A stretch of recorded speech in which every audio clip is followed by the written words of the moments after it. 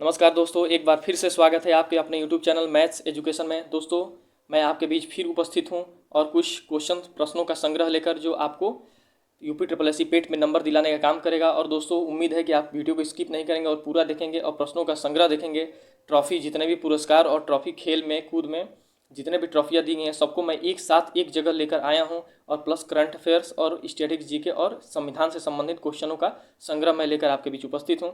दोस्तों, ये मेरा इंस्टाग्राम आईडी है प्रिंस मिश्रा 6388, इसको आप लोग फॉलो कर लेंगे और यूपी ट्रिपल एस सी पेट और तमाम गवर्नमेंट एग्जामों के लिए हमसे जुड़ जाएंगे। चलिए दोस्तों, हम शुरू करते हैं, देर नहीं करेंगे। और अपना स्कोर कमेंट करिएगा। दोस्तों, आप लोगों ने जितना भी प्रश्न है 40 करीब प्रश्न होंगे, इनमें से आप लोगों ने कितना प्रश्न सही किया। चलिए दोस्तों, और एक एक क्वेश्चन का मैं रिलेट करूंगा, उससे संबंधित जितने प्रश्न हो सकेंगे मैं बनाकर आप लोगों के बीच दूंगा और एक एक प्रश्नों को रिलेट कर चलेंगे यूपी ट्रिपल एस सी पेट के एग्जाम से। चलिए दोस्तों, तो शुरू करते हैं। लंपी वायरस, सबसे पहला मैंने प्रश्न ले लिया। लंपी वायरस किस जानवर से संबंधित है, ये हमको लगता है सबको पता होगा। इसका ऑप्शन नंबर बी हो जाएगा। ये लंपी वायरस गाय से संबंधित है। सबसे ज़्यादा लंपी वायरस कहाँ प्रभाव किया? राजस्थान में किया है। और कितने गायों की मृत्यु हो गई? 30,000 गायों की राजस्थान में मृत्यु हो चुकी है अब तक इस लंपी वायरस के कारण। ठीक है दोस्तों, चलिए हम नेक्स्ट क्वेश्चन देखेंगे। 8वीं अनुसूची संविधान के किस से संबंधित है?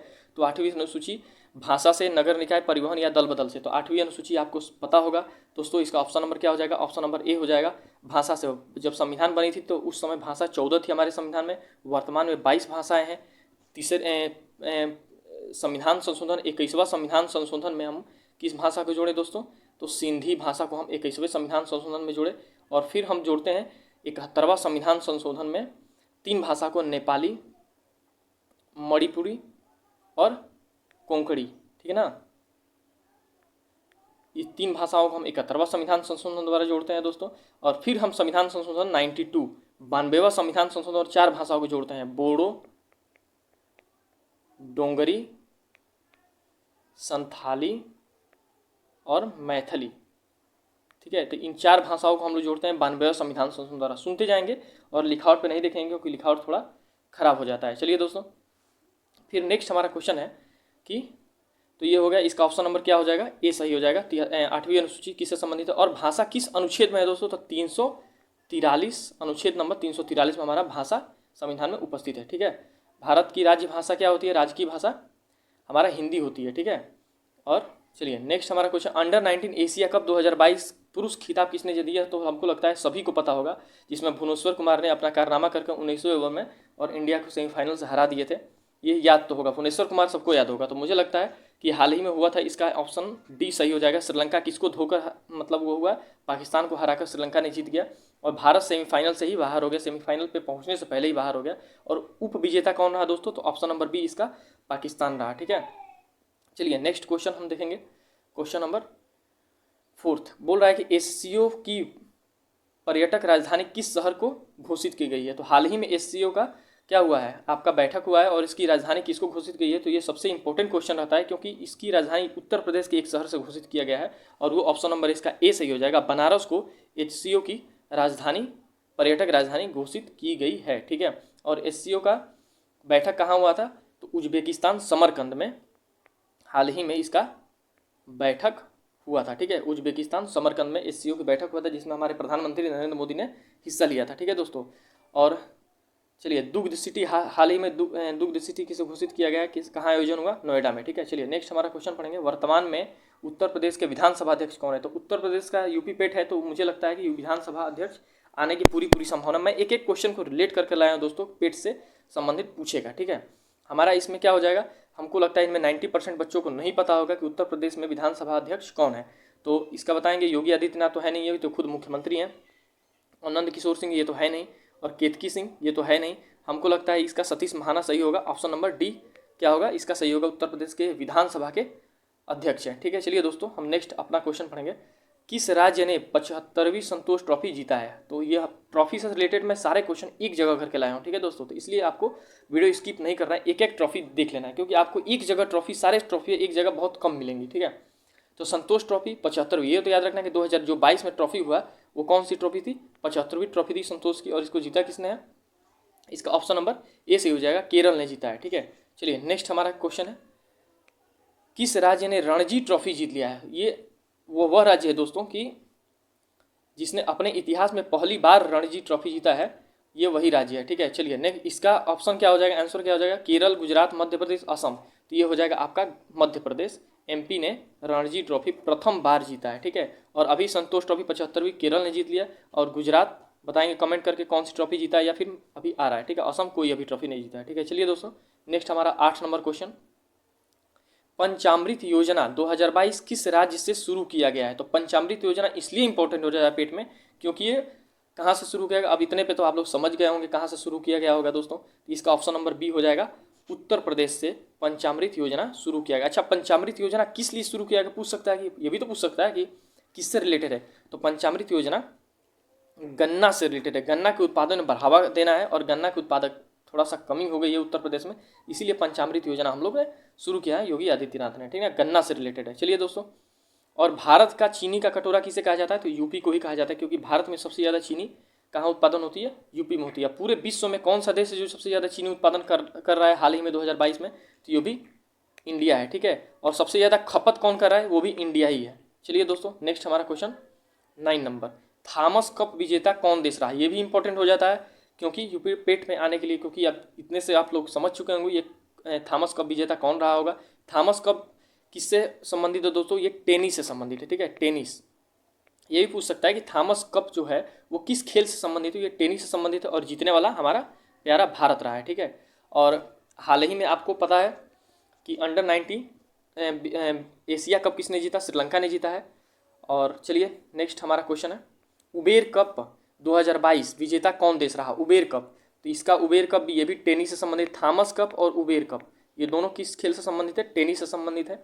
और इसका विजेता कौन सा रहा है, भारत रहा है या साउथ अफ्रीका या साउथ कोरिया या चीन। तो आप लोग दो ऑप्शन में मुझे लगता है कन्फ्यूज होंगे, साउथ कोरिया और साउथ अफ्रीका। ठीक है, तो इसका मैं आंसर बता देता हूँ, इसका ऑप्शन नंबर सी हो जाएगा, साउथ कोरिया इसको उबेर कप को जीत लिया है। ठीक है, अब चलिए नेक्स्ट हमारा क्वेश्चन है, निःशुल्क कोचिंग के लिए उत्तर प्रदेश में कौन सी योजना शुरू की गई है। ये तो बहुत ही इंपॉर्टेंट हो जाता है, आप लोगों को बताना भी चाहिए और याद होना भी चाहिए, क्योंकि यूपी पेट का एग्जाम मात्र 2 दिनों बाद यूपी पेट का एग्जाम शुरू हो जाएगा, और मेरा खुद 15 अक्टूबर को फर्स्ट शिफ्ट में गोरखपुर एग्जाम है। ठीक है, तो ये आप लोगों को पता होना चाहिए कि हाल ही में किस योजना को उत्तर प्रदेश ने कोचिंग के लिए शुरू किया है। कोचिंग में निःशुल्क कोचिंग, वो पैसा उत्तर प्रदेश सरकार देगी और आप कोचिंग में पढ़ाई करिए, तो इसलिए ये शुरू किया गया। इसका नाम है ऑप्शन नंबर बी, अभ्युदय योजना। ठीक है, इसका नाम है अभ्युदय योजना, ऑप्शन नंबर बी इसका सही हो जाएगा। ठीक है, चलिए अब नेक्स्ट इसका 11 नंबर क्वेश्चन है, 11 नंबर, खेलो इंडिया यूथ गेम हाल ही में किसने जीता है। तो खेलो इंडिया यूथ गेम हाल ही में किसने जीता, आप लोग कमेंट करके बताएंगे, मध्य प्रदेश, हरियाणा या उत्तराखंड या असम। तो हमको लगता है कि इसका Khelo India youth game option number B सही होगा, हरियाणा ने जीत लिया है। पंचकुला हरियाणा में इसका खेलो इंडिया यूथ गेम हुआ था, और इसका शुभंकर क्या था दोस्तों, इसका शुभंकर आप लोगों को पता हो, धाकड़ इसका शुभंकर था। पंचकुला हरियाणा में खेला गया और धाकड़ इसका शुभंकर था। और मध्य प्रदेश ने, अभी मैंने ऊपर बताया मध्य प्रदेश ने कौन सी ट्रॉफी जीती है, और उत्तराखंड में कौन सा ट्रॉफी होने वाला है, ये भी आप लोग कमेंट कर बताएंगे। चलिए नेक्स्ट हमारा क्वेश्चन है, खेलो इंडिया यूनिवर्सिटी गेम। चलिए आ ही गया खेलो इंडिया यूनिवर्सिटी गेम। तो दोनों क्वेश्चन में फर्क देखेंगे, खेलो India youth game Haryana, Panchkula Haryana, और धाकड़ इसका शुभंकर। खेलो इंडिया यूथ यूनिवर्सिटी गेम इसको जीता है आपका ऑप्शन नंबर इसका डी सही हो जाएगा, बेंगलुरु ने। ठीक है, और कौन सी यूनिवर्सिटी ने जीती है, तो इसको जैन यूनिवर्सिटी ने जीती है। ठीक है, जैन यूनिवर्सिटी ने इसको खेलो इंडिया यूनिवर्सिटी गेम जीती है। तो university game Bengaluru Jain university, और खेलो इंडिया यूथ गेम तो ये हरियाणा, धाकड़ इसका शुभंकर। चलिए नेक्स्ट हमारा क्वेश्चन है, हाल ही में किस राज्य ने स्कूल चलो अभियान शुरू किया। ये भी बहुत ही ज़्यादा इंपॉर्टेंट हो जाता है आपके एग्जाम से लेकर, पेट के एग्जाम से लेकर। हाल ही में स्कूल चलो अभियान कौन से राज्य ने शुरू किया है, तो आपको इसको बता देना चाहिए ऑप्शन करके। इसका ऑप्शन ए है महाराष्ट्र, ऑप्शन बी बिहार, और उत्तर प्रदेश और असम। कौन सा होगा, तो इसका मुझे लगता है ऑप्शन नंबर इसका सी सही होना चाहिए। हाल ही में स्कूल चलो अभियान स्कूल जाने के लिए प्रेरित करने के लिए इसको ऑप्शन नंबर इसका सी सही हो जाएगा, उत्तर प्रदेश ने इसको शुरू किया है। यूपी ने शुरू किया है, जहाँ के मुख्यमंत्री योगी आदित्यनाथ हैं वर्तमान में। चलिए उत्तर प्रदेश में जिले कितने हैं दोस्तों, 75 जिले हैं। मंडल कितने हैं, 18 मंडल है। लोकसभा की सीट कितनी है, 80 है। राज्यसभा की सीट कितनी है, 31 है। और विधानसभा की सीट कितनी है, 403 है। विधान परिषद की सीट कितनी है, 100 है। ये सबको याद रखेंगे। उत्तर प्रदेश की स्थापना 1950 में हुई थी।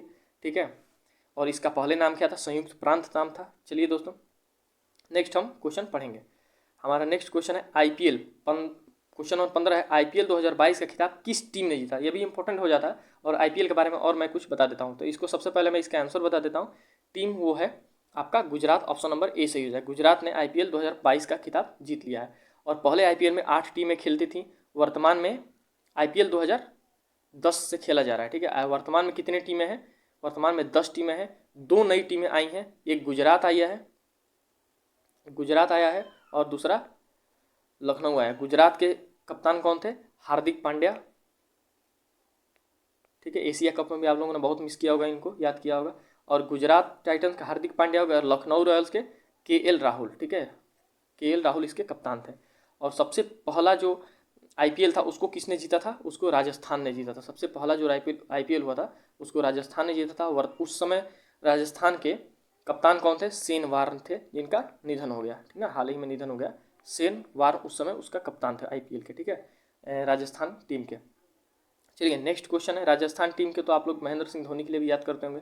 चलिए नेक्स्ट क्वेश्चन है दोस्तों, ऑस्ट्रेलियन ओपन, हाँ Australian open, French open, US open और विमंडल ओपन, ठीक है। इन चारों से एक क्वेश्चन बनना तय है दोस्तों। तो चलिए नेक्स्ट हमारा 16 क्वेश्चन, और सारे ओपन जो जिससे महिला वर्ग और पुरुष वर्ग में खिताब किसने जीता, मैं सब इसमें आपको बताने वाला हूँ। चलिए ऑस्ट्रेलियन ओपन 2022 एकल, पुरुष एकल का खिताब किसने जीता? तो मैं बता दूं ऑस्ट्रेलियन ओपन, देखिए चारों ओपन में सबसे पहला यही होता है ऑस्ट्रेलियन ओपन को, सबसे वर्ष की शुरुआत ऑस्ट्रेलियन ओपन से शुरू की जाती है। तो ये भी पूछ सकता है कि वर्ष की शुरुआत किस ओपन से शुरू की जाती है, तो ऑस्ट्रेलियन ओपन से। ऑस्ट्रेलियन ओपन किस में खेला जाता है? तो आपको पता होगा दोस्तों, ये टेनिस का खेल है, ठीक है। टेनिस का खेल है open, Australian open, French open, US open और विंबलडन ओपन, ठीक है। तो इसको किसने जीता है ऑस्ट्रेलियन ओपन 2022 को? तो मैं बता दूं इसका ऑप्शन नंबर बी हो जाएगा, राफेल नडाल ने ऑस्ट्रेलियन ओपन 2022 को जीती है। तो ये तो पुरुष एकल हो गया ना। यदि महिला एकल पूछ दे, यही भी महिला एकल पूछ दे दोस्तों, तो महिला एकल को एस्ले बार्टी ने जीता है, ऑप्शन नंबर डी हो जाएगा। ये भी ऑस्ट्रेलिया की है एस्ले बार्टी, और Australian Open Ashleigh Barty Australia का होकर खुद ही जीत गई है, ठीक है। चलिए दोस्तों नेक्स्ट हमारा 17 नंबर जो मैंने क्वेश्चन लिया है, ये लिया है प्रथम अमृत सरोवर योजना जारी करने वाला राज्य। ये भी बहुत ज़्यादा इंपॉर्टेंट हो जाता है। प्रथम अमृत सरोवर योजना जारी करने वाला राज्य हमारा उत्तर प्रदेश, केरल, तमिलनाडु, उड़ीसा, तीनों चारों में से क्या होगा? तो ये हमारा उत्तर प्रदेश हो जाएगा। मैं बोल रहा हूँ यूपी से रिलेटेड जितनी भी योजनाएं हाल ही में शुरू की गई सबको मैं एक साथ लेकर आया हूँ। चलिए तो इसका ऑप्शन नंबर ए सही हो जाएगा। उत्तर प्रदेश ने अमृत सरोवर योजना शुरू की है। और पंचामृत योजना किसके लिए? गन्ना के लिए, याद है ना, उत्तर प्रदेश ने शुरू किया है। और अभ्युदय योजना फ्री कोचिंग के लिए, ठीक है, इसको भी याद करेंगे। चलिए नेक्स्ट हमारा क्वेश्चन है फ्रेंच ओपन। आगे आपका US ओपन के बाद फ्रेंच ओपन आता है, ठीक है। तो फ्रेंच ओपन पुरुष एकल खिताब किसने जीता है? तो फ्रेंच ओपन पुरुष एकल खिताब ऑप्शन नंबर ए सही हो जाएगा। इसको भी राफेल नडाल, US ओपन और फ्रेंच ओपन दोनों को किसने जीता है? आपका राफेल नडाल ने जीता है। और इसका महिला, ये तो पुरुष एकल था, महिला एकल का खिताब किसने जीता है फ्रेंच ओपन का? तो ये ईगा स्वीडेक ने जीत लिया है, ठीक है। ऑप्शन नंबर डी हो जाएगा, ईगा स्वीडेक ने। चलिए नेक्स्ट हमारा क्वेश्चन है विमल्डन ओपन। और सबसे तीनों टेनिस के कप से सबसे पुराना कप जो कौन है? हमारा विमल्डन ओपन है, ये सबसे पुराना है, ठीक है दोस्तों। तो इसका खिताब किसने जीता है?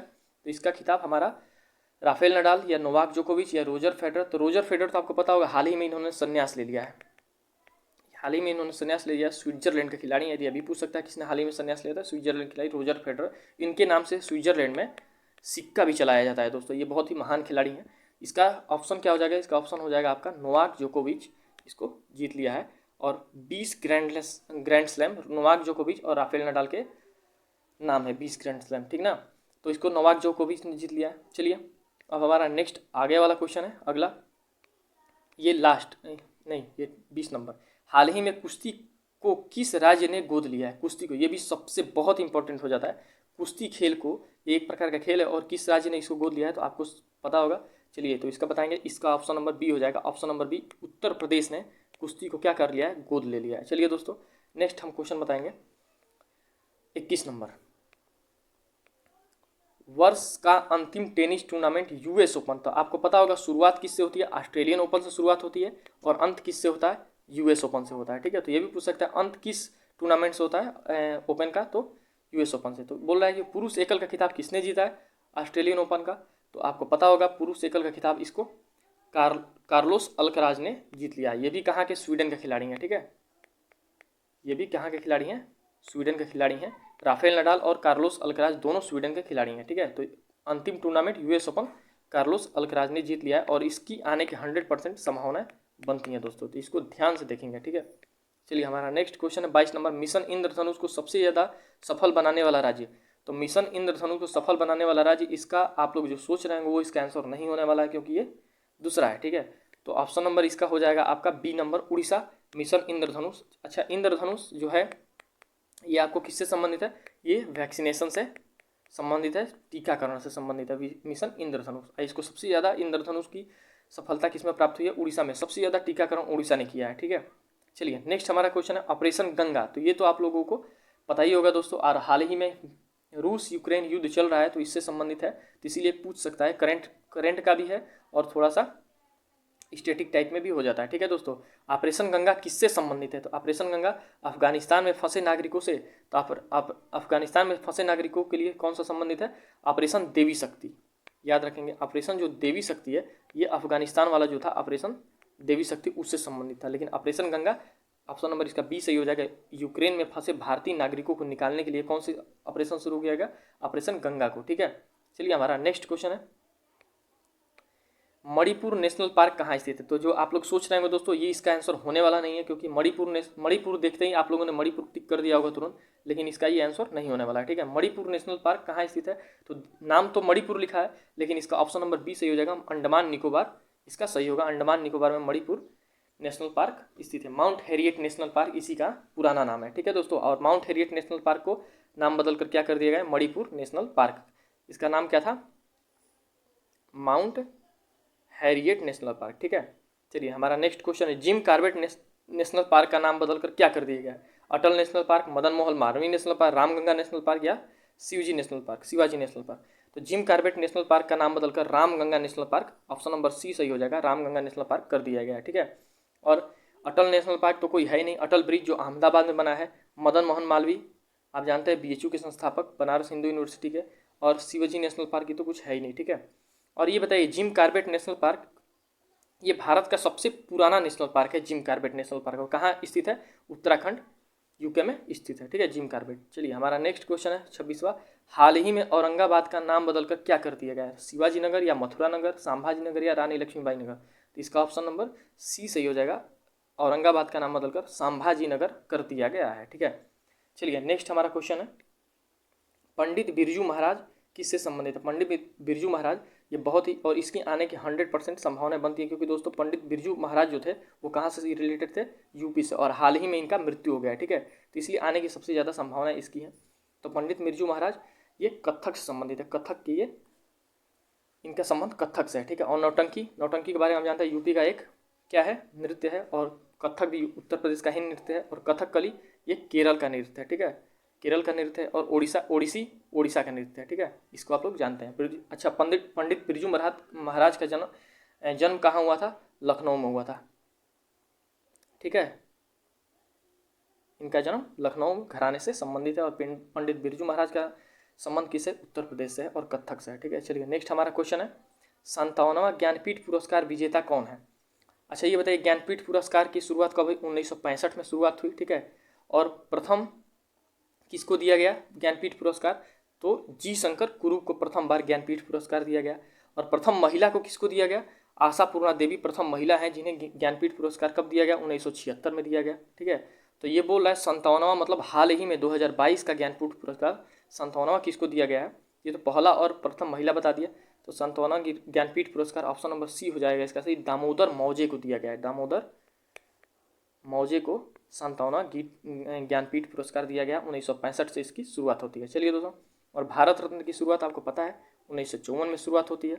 ये भारत का सर्वोच्च सम्मान है, और कितने लोगों को मिला था प्रथम बार? 3 लोगों को मिला था, जिसमें सर्वपल्ली राधाकृष्णन को सबसे पहले मिला था। ठीक है, उसमें सीवी रमन को भी उसी में मिला था पहली बार में ही। ठीक है, चलिए नेक्स्ट हमारा क्वेश्चन है वीर बाल दिवस, इसकी भी आने की संभावना है, क्योंकि इस दिवस को मनाने की घोषणा हाल ही में किया गया है, इसलिए इसकी आने की संभावना बहुत ज़्यादा है। ठीक है, तो आप लोगों को मैं बता दूं वीर बाल दिवस 26 दिसंबर को, ऑप्शन नंबर इसका सी सही हो जाएगा, 26 दिसंबर को मनाया जाएगा। ठीक है, 16 अक्टूबर को दोस्तों फूड डे, 16 अक्टूबर को फूड डे मनाया जाएगा।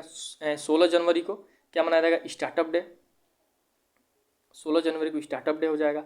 और 16 सितंबर को आपको पता होगा ओजोन दिवस, मॉन्ट्रियल प्रोटोकॉल 1987, याद होगा आप लोगों को, मॉन्ट्रियल प्रोटोकॉल में ये घोषणा की गई थी कि 16 सितंबर को क्या मनाया जाएगा? ओजोन दिवस मनाया जाएगा। ओजोन दिवस कौन सी गैस CFC क्लोरोफ्लोरोकार्बन। जो ओजोन परत कहाँ होती है, समताप मंडल में स्थित होती है। सबको एक एक चीज़ क्वेश्चन को रिलेट करके चलेंगे। हवाई जहाज कहाँ उड़ता है, ये भी समताप मंडल में उड़ता है, ठीक है। ओजोन गैस का जो अणु सूत्र होता है वो O3 होता है, ठीक है, ओजोन गैस। चलिए नेक्स्ट हमारा क्वेश्चन है क्वेश्चन नंबर 30। हमारा क्वेश्चन नंबर 30 कह रहा है कि स्टार्टअप डे किस दिन मनाया। तो मैंने अभी हाल ही में ऊपर ही बताया, स्टार्टअप डे 16 जनवरी को, और पराक्रम दिवस बता देंगे 23 जनवरी को, ठीक है। पराक्रम दिवस 11 जुलाई को क्या मनाया जाता है दोस्तों, जनसंख्या दिवस। 11 जुलाई को क्या मनाया जाता है, जनसंख्या दिवस। 7 अप्रैल को चिकित्सा दिवस, स्वास्थ्य दिवस। 7 जनवरी को स्वास्थ्य दिवस, और 1 जुलाई को चिकित्सा दिवस मनाया जाता है, ठीक है। 1 जुलाई को चिकित्सा दिवस, और 1 दिसंबर को, ये आपको पता होगा, AIDS एड्स दिवस मनाया जाता है, ठीक है, 1 दिसंबर को। तो कुछ बातें हैं जो आपको उसको याद रखना। 9 जनवरी आपको पता होगा प्रवासी दिवस। 12 जनवरी युवा दिवस। 30 जनवरी शहीद दिवस, इसी दिन गांधी जी की मौत हुई थी। और 15 जनवरी थल सेना दिवस। 8 अक्टूबर बताएंगे वायुसेना दिवस। 4 दिसंबर आपका जल सेना दिवस, ठीक है। तो इसी तरह से एक एक क्वेश्चन को रिलेट करके और याद करेंगे, ठीक है दोस्तों। पृथ्वी दिवस आपको था 22 अप्रैल। जल दिवस 22 मार्च। जैव विविधता दिवस क्या हो जाएगा, 22 मई, ठीक है। और पर्यावरण दिवस 5 जून। इसका स्टॉकहोम सम्मेलन 1972 में ये निर्धारित किया जाएगा कि इसको 5 जून को मनाया जाएगा, ठीक है दोस्तों। चलिए हमारा नेक्स्ट क्वेश्चन है, दल बदल कानून किस अनुसूची से संबंधित है। बहुत ही इंपॉर्टेंट, आइए देख लीजिए। जितना भी मैं इससे अभी क्वेश्चन नंबर 31 से जितना भी मैं क्वेश्चन बताऊंगा उससे एक क्वेश्चन आने की संभावना पूरी तरह से फिक्स है दोस्तों, ठीक है। तो दल बदल कानून आपको किससे संबंधित है, आप लोग बताएंगे। तो दल बदल कानून आपकी अनुसूची जो है वो अनुसूची ऑप्शन नंबर ए सही हो जाएगा इसका, अनुसूची 10 से संबंधित है, ठीक है। तो दोस्तों 11वीं अनुसूची क्या बताती है, पंचायती राज। पंचायती राज 11वीं अनुसूची। 12वीं अनुसूची किससे संबंधित है, ये हम आपको बताएंगे, ये है नगर निकाय, ठीक है। 12वीं अनुसूची नगर निकाय। और पहली अनुसूची जो है ये किससे संबंधित है, तो आपके राज्य और यूटी केंद्र शासित प्रदेश से पहली अनुसूची संबंधित है। तो दल बदल 10वीं अनुसूची। और संविधान चौथा संशोधन, 52वां संविधान संशोधन। अब तक कितनी संविधान संशोधन हो चुकी है, 105 संविधान संशोधन हो चुके हैं।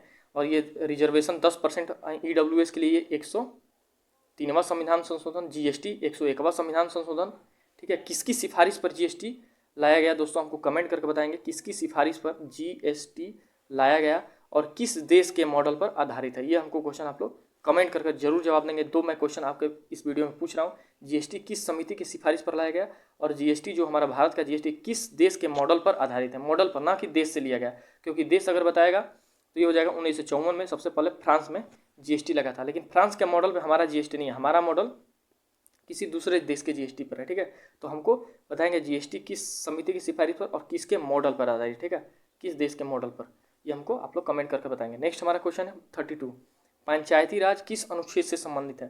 तो मोस्ट इंपॉर्टेंट है, एक क्वेश्चन आना फिक्स दोस्तों, एक क्वेश्चन आना फिक्स है पंचायती राज से, ठीक है। तो पंचायती राज जो हमारा है ये हमारा अनुच्छेद 243 हो जाएगा, ठीक है। ऑप्शन नंबर इसका डी सही हो जाएगा। 243 से 243 ओ तक कितने विषय हैं, 29 विषय हैं। अनुसूची 11वीं अनुसूची भाग 9 भाग में है, ठीक है, पंचायती राज। और अनुच्छेद टोटल कितने हैं, 243 से 243 ओ तक कितने अनुच्छेद, 16 अनुच्छेद हो जाते हैं। और कितने स्तरों पर पंचायती राज होती है, 3 स्तरों पर होती है। एक ब्लॉक स्तर पर,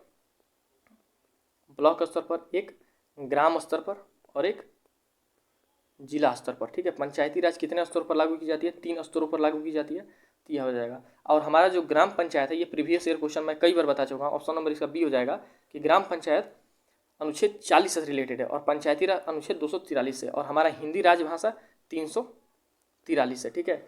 और हिंदी राजभाषा, उत्तर प्रदेश का राजभाषा हिंदी कब बनाया गया, तो इसको बनाया गया 1950 किस संविधान द्वारा, किस अनुच्छेद द्वारा, 345 द्वारा। और उर्दू कब बनाया गया, 1989 द्वारा 89 में बनाया गया। उर्दू का राजभाषा उत्तर प्रदेश का राजभाषा नहीं है, हमारा राष्ट्रभाषा नहीं है, हमारा देश का राजभाषा ही चलता है, ठीक है दोस्तों। चलिए इतना ही क्वेश्चन था आपके बीच।